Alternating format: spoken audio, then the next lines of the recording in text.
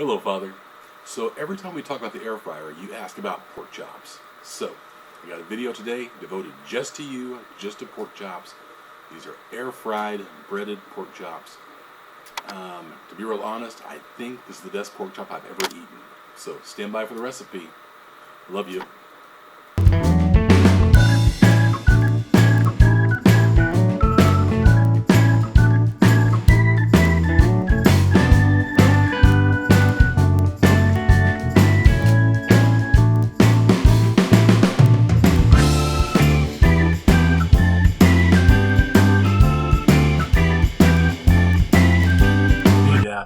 So like I mentioned, today we're making air-fried breaded pork chops. I wouldn't call these healthy, but I would call them healthier than regular deep-fried breaded pork chops. So let's get started. Alright, so I have 1.5 cups of flour. I have 2 eggs in my egg wash. I'm going to add in 1 tablespoon of onion powder.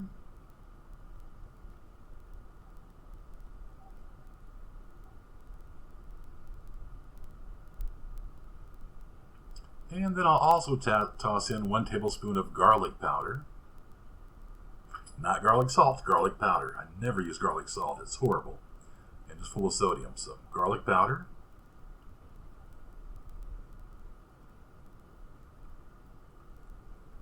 Let's see how big of a mess I make here mixing this up. I'm clearly not a professional.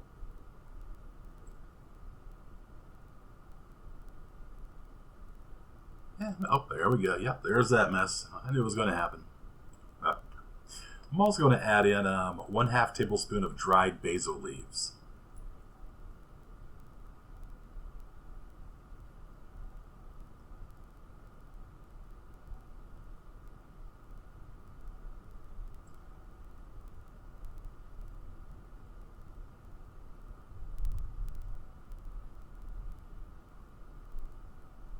Try and get that nice and level. Yep, there we go.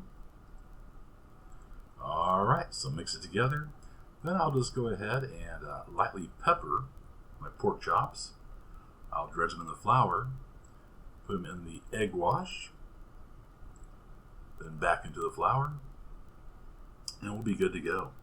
So today I'll have the air fryer at 400 degrees Fahrenheit, and the recipe I'm using calls for a cooking time of 14 minutes, turning the meat halfway through.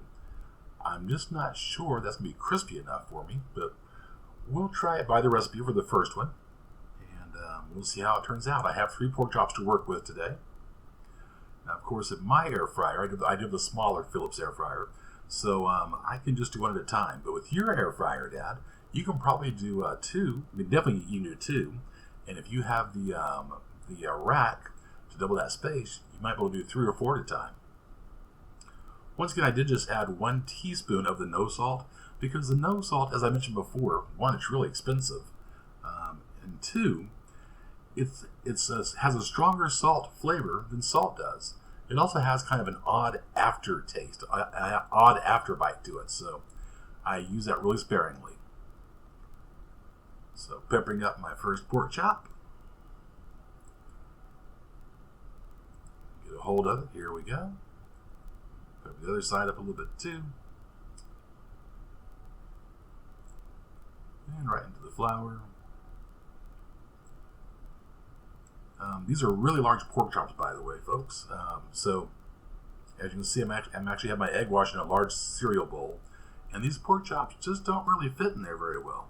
So, for folks besides my father who may be watching, if you are doing meal prepping or trying to lose weight, etc., first, good for you. That's awesome. Secondly, keep in mind each one of these pork chops is about 2 servings. So, if you're going to meal prep, you want to cut that in half. And so 1 pork chop would be 2 protein portions for you. As a reminder, this is not keto friendly this time because it does have that flour in there. I'll be making another recipe in the future where I'll do just a basic seasoned pork chop with no breading.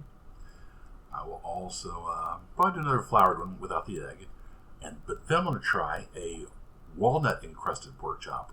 So it'll be the same thing as the air fried one. Only rather than flour, I'll be using crushed walnuts for the breading or the flour. So we'll see how that turns out. All right, first one's down. Just a little spot there. Let's fill that in. Pepper up the second one and repeat the process. So, dredge, wash, coat.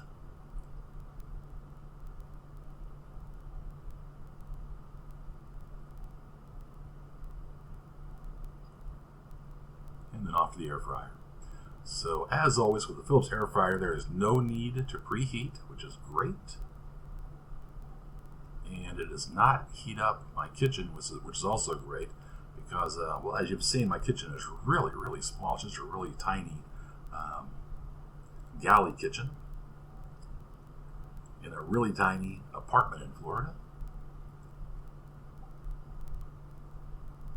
It costs far too much money for such small space. But living in paradise, so I guess it's worth it. Alright, a little more coating. There we go. Make sure every edge is covered. If you're going to cheat and have the breading, have the flour, have the breading, have the flour. I don't do this very often. I also don't eat meat very often. Matter of fact, the only time I'm eating meat at this point in time is when I make these videos for Dad. I primarily eat fish and seafood. But I know Dad is a big meat eater and he loves his pork chops, so we're doing some pork chop today for Dad. I'm going to let that sit and go ahead and get the first pork chop in. Once again, the first is going in at 400 degrees for 14 minutes. Now I'm using an extra virgin olive oil diffuser or mister here. So you're going to see me spray down the grill in the air fryer first. And it may look like I'm spraying quite a bit. I'm really not, though.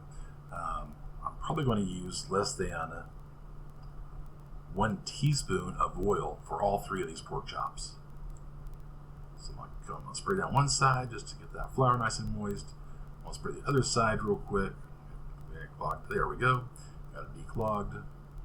So it looks like a lot, but it really isn't. And then right in, there you go. Go right into the air fryer, 400 degrees.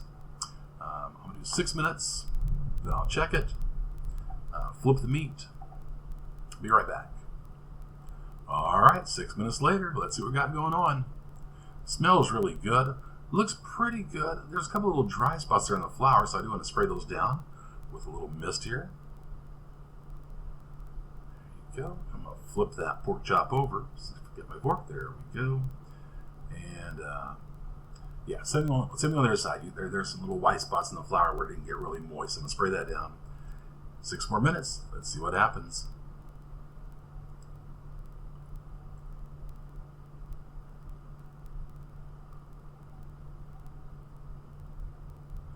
All right, so it's been 12 minutes altogether. It smells really good.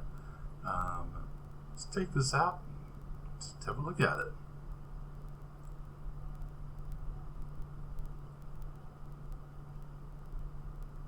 Okay, so it's definitely done.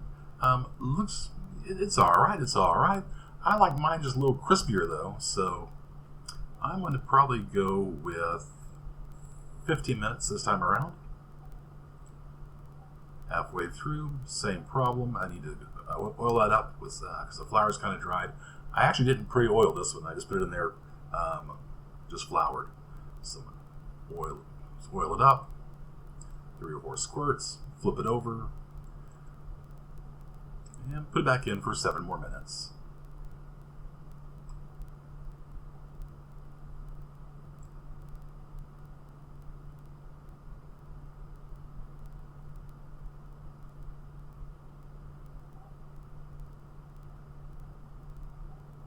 Once again, a little dryness there, so you can spray that down just to moisten up that flour.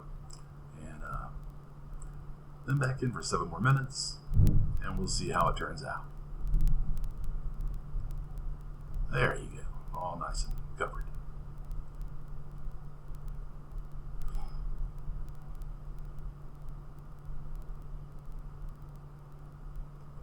All right, 7 minutes. Let's see what we got. So, a total of 14 minutes altogether, I believe. Looking pretty good, but just not, I'm not sure it's quite enough. I'm going to do a couple more minutes here with this. Let's flip it over and see what the other side looks like real quick. Okay, bottom side looks really good. Nice and done. But that top side, I don't know. I think I want a couple more minutes on that. So we'll go for 16 altogether, and we'll see how it turns out. All right, 2 minutes went by. It crisped up pretty nice.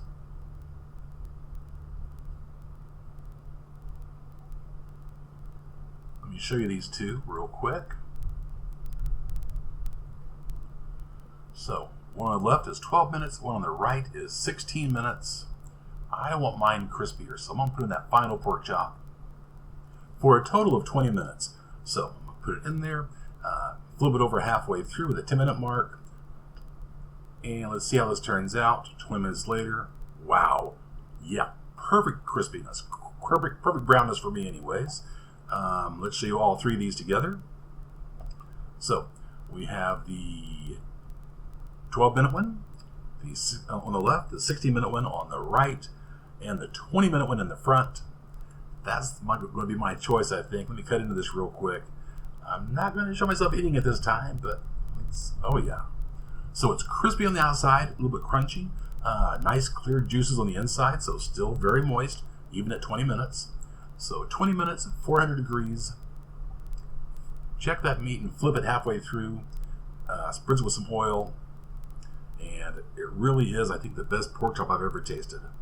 So once again, Dad, this is not super healthy, but it's certainly healthier than a deep fried pork chop or even a pan fried pork chop.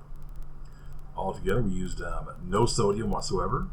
We used roughly a teaspoon of extra virgin olive oil, which is heart healthy anyways, for all three of those pork chops. So pretty nice, pretty nice. All right. Once again, Dad, I can't say it enough. I love you so much, and I can't wait to share this recipe with you. Love you. Bye.